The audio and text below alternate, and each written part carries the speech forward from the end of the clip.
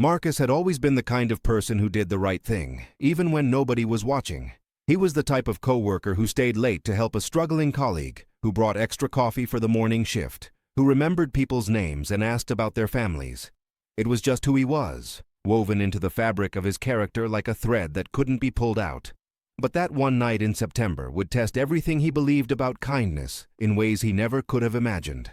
What started as a regular Friday evening turned into something that would haunt him for months. A moment of genuine compassion became the catalyst for a question that would unravel his sense of security, challenge his understanding of human nature, and force him to confront a truth about the world that he wasn't sure he was ready to face. Before we dive deeper into Marcus's story, if you're finding these real-life stories as meaningful as we do, please hit that subscribe button and join the SoulSpark community. We upload videos every week that explore the hidden depths of human kindness and the unexpected ways our choices ripple through the lives of others. Leave a comment below and tell us about a time when someone's kindness changed your life. Let's build a community of people who believe in the power of compassion. Now, let's continue with Marcus's story. Marcus worked as a project manager at a mid-sized marketing firm in downtown Seattle.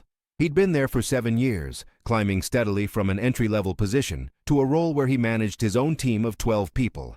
His boss, Richard, was a man in his 50s who had built the company from the ground up.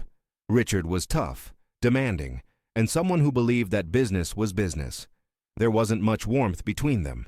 Richard was the type of boss who gave performance reviews once a year and rarely offered personal compliments. But Marcus respected him because he was fair, and in the corporate world, fairness was sometimes enough. The company was hosting its annual gala that Friday evening at the Madison Hotel, a lavish affair meant to celebrate the year's successes and strengthen relationships with their biggest clients.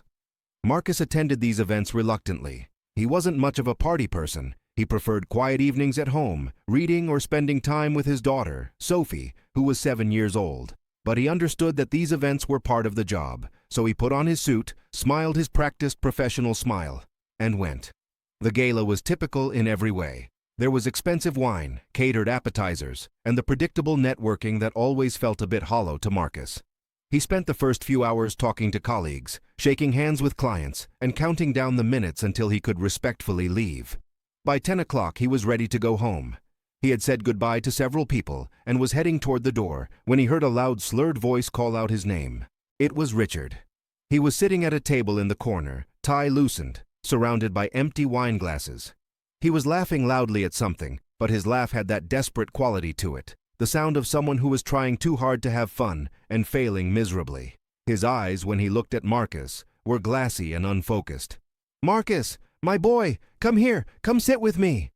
Richard's voice boomed across the venue, and Marcus felt his face flush slightly. He looked around to see if anyone else had noticed. A few people glanced over, but most were too absorbed in their own conversations to care. Marcus could have left. He could have pretended not to hear, slipped out the door, and called it a night. Nobody would have blamed him, but something inside him, that fundamental decency that defined him, made him walk over instead. He sat down across from Richard, who immediately grabbed his arm and started talking about the glory days of the company, about deals he'd made and people he'd mentored. "You're a good one, Marcus," Richard said, his words running together. "You know that? You're good. Most people, they come to work, they do their job, they go home. But you care. I see it. I see how you treat people." Marcus felt uncomfortable. Richard had never spoken to him like this before. Richard was his boss, and this vulnerability felt like a crack in a wall that Marcus didn't know how to navigate. He tried to steer Richard toward getting some water, maybe some coffee, but Richard wasn't interested. He kept talking, becoming more emotional, more unfiltered. After about 30 minutes, it became clear that Richard couldn't drive home. His car was in the parking garage, his keys were in his pocket, but there was no way he could safely operate a vehicle in his current state.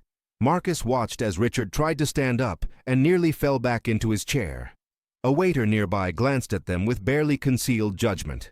This was the moment that would change everything. Marcus could have called Richard a cab.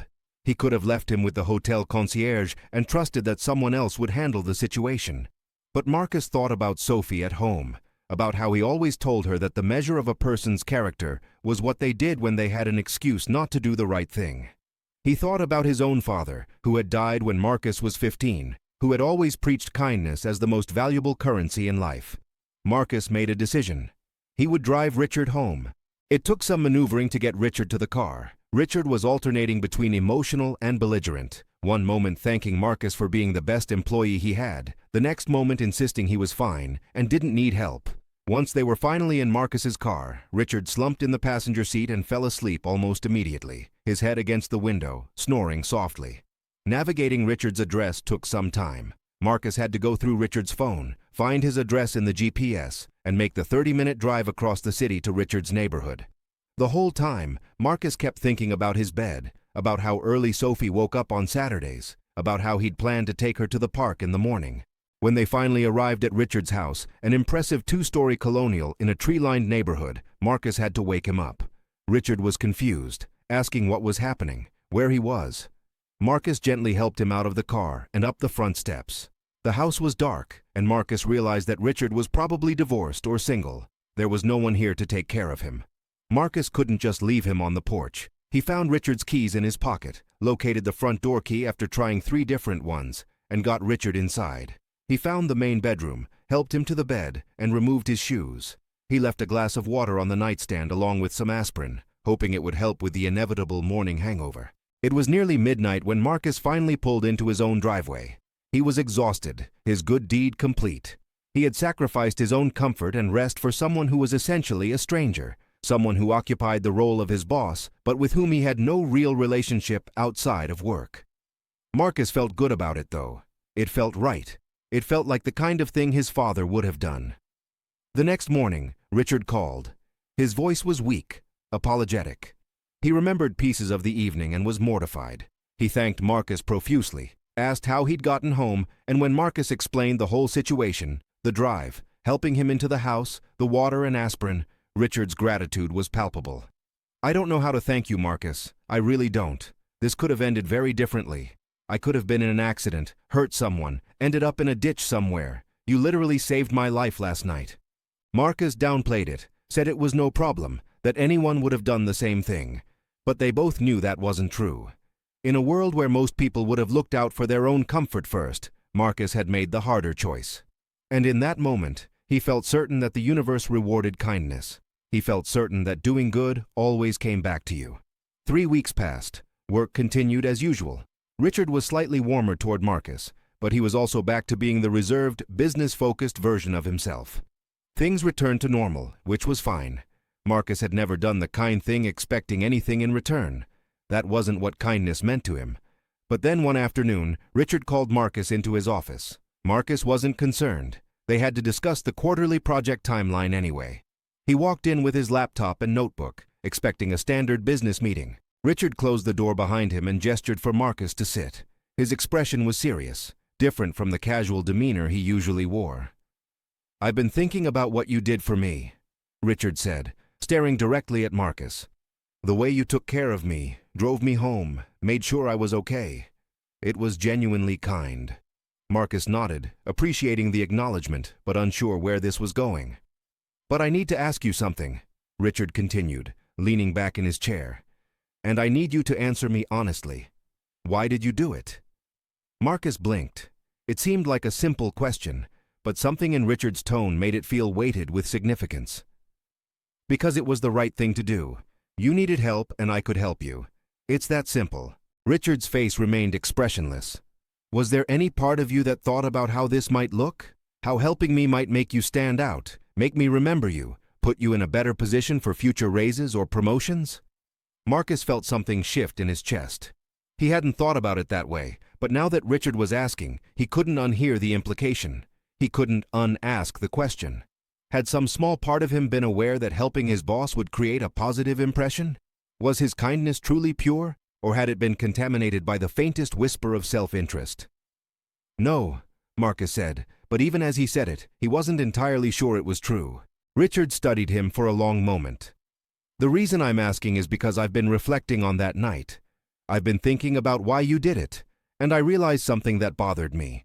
You see, kindness is a funny thing. It feels good. When we help people, we get a chemical reward in our brains. It makes us feel noble, makes us feel good about ourselves. So the question becomes, are we really being kind, or are we just chasing that good feeling? Are we helping because it's right, or because it makes us feel like we're good people? Marcus felt defensive. I didn't do it for a reward. I did it because it was right. Did you? Richard leaned forward. Or did you do it because deep down, maybe unconsciously, you knew it would make me grateful, that it might earn you something, that it might make your job easier, or secure your position, or demonstrate to me what a valuable employee you are? The room felt smaller suddenly. Marcus tried to formulate a response, but Richard continued. You see, Marcus, I'm not accusing you of being a bad person. I actually think you're a good one. But I think you believe something that I've learned is a lie. You believe that kindness is this pure thing, that it's always rewarded, that if you do good, good comes back to you. But that's not how the world works. The world doesn't care about kindness. I've spent my whole life being kind, Marcus. I've donated to charity, I've mentored young people, I've tried to do right by my employees. And do you know what I got in return? A failed marriage, estrangement from my kids, health problems, and an empty house where I drink wine alone on Friday nights. Marcus didn't know what to say. I'm not saying don't be kind, Richard continued. I'm saying don't expect the world to be kind back. Don't help people thinking that it's an investment that will pay dividends. That's not kindness. That's just good strategy dressed up in noble language. Real kindness is doing good, even when you know you won't be rewarded, even when it costs you, even when the world doesn't notice or care. After that conversation, Marcus left Richard's office feeling hollow. He drove home, picked up Sophie from after-school care, and went through the motions of the evening in a daze. He made her dinner, helped with her homework, tucked her into bed. But his mind was elsewhere, turning over Richard's words, questioning his own motivations, wondering if he was fundamentally selfish in ways he'd never admitted. Over the following weeks, Marcus couldn't stop thinking about what Richard had said. He started questioning every act of kindness, wondering about his true motivations. When he helped a colleague with a project, he wondered if he was really trying to be supportive, or if he was trying to look good. When he brought coffee for the office, he wondered if he was being kind or just seeking acknowledgement. The purity of his kindness felt tainted, and with it, the meaning he'd attached to his entire life began to crumble. But something happened one afternoon that changed his perspective again. Marcus was at the grocery store when he saw an elderly woman struggling to reach something from a high shelf. Without thinking, he got it for her. She thanked him, called him a kind young man, and he felt that familiar warmth. But this time, he stopped himself. He examined the feeling, questioned it, tried to identify what he was getting from the interaction. And he realized something important. Yes, he felt good. Yes, there was a chemical reward happening in his brain. Yes, on some level, the action made him feel like a good person. But none of that changed the fact that the elderly woman had gotten what she needed. None of that changed the fact that her day was made slightly easier. None of that invalidated the kindness of the act. He thought back to what Richard had said, and he realized that Richard had presented a false choice. It wasn't either pure altruism or selfish gain. It was both. Human beings were complex creatures. Their actions were always motivated by multiple things simultaneously. And that was okay. That didn't make kindness less real or less valuable. That evening, Marcus called Richard. I've been thinking about our conversation, Marcus said. About what you said about kindness, about how the world doesn't reward it. Yes? Richard's voice was cautious. I think you're right that I can't expect the world to be kind back. I think you're right that doing good doesn't guarantee good outcomes. But I think you're wrong about something. You said your kindness didn't pay off. But how do you know? How do you know that your mentoring didn't change someone's life? How do you know that your donations didn't help someone who needed it desperately? How do you know that your presence in people's lives, your attempts at kindness, didn't matter? There was a silence on the other end. The thing is, Marcus continued, we can't always see the ripples of our kindness. We helped you get home that night, yes, but we also helped you by believing that you were worth helping, that you mattered, that your life had value. Maybe that doesn't seem like much. Maybe it doesn't change the fact that you're going home to an empty house, but it's something. And I'm not going to apologize for believing that something matters. He heard Richard take a breath. I'm sorry, Marcus. I shouldn't have burdened you with my cynicism. You're a good person, and what you did meant something. After that conversation, something shifted inside Marcus. He understood that Richard had been hurt by life, that his question had come from a place of pain rather than genuine skepticism. And Marcus made peace with the complexity of kindness. He would continue to be kind, not because he expected a reward, or because he believed the universe would pay him back in perfect measure. He would be kind because kindness was worth doing. Period. Because Sophie was watching and learning from his example. Because the world was hard enough without people choosing to make it harder.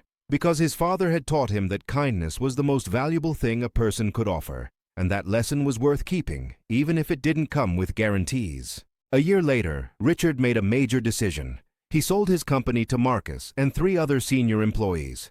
He retired early and moved to a smaller town where he began mentoring young entrepreneurs and volunteering his time with a nonprofit that helped struggling businesses. He sent Marcus a note that said simply, "You reminded me that kindness isn't wasted just because the world doesn't return it in kind. You reminded me that kindness is its own reward, not because of some cosmic balance sheet, but because in the moment you choose to be kind, you become the kind of person you want to be." Marcus kept that note on his desk.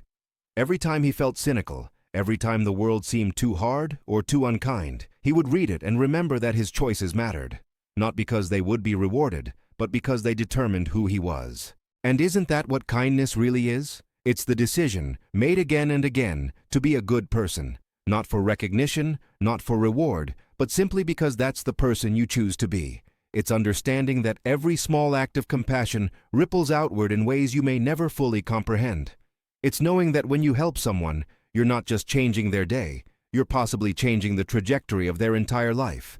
And you're changing yourself too, becoming a person capable of generosity, of sacrifice, of genuine care for another human being. As you move through your own life, remember Marcus's story. Remember that kindness doesn't have to come with a guarantee. It doesn't have to come with recognition or reward. It simply has to come from a genuine place in your heart that believes other people matter. And when you live that way, when you choose kindness again and again, you become a light in a world that desperately needs more of it. You become the kind of person that others remember, the kind of person whose impact lasts long after a single moment of help has passed. That is the power of kindness. That is what makes us human.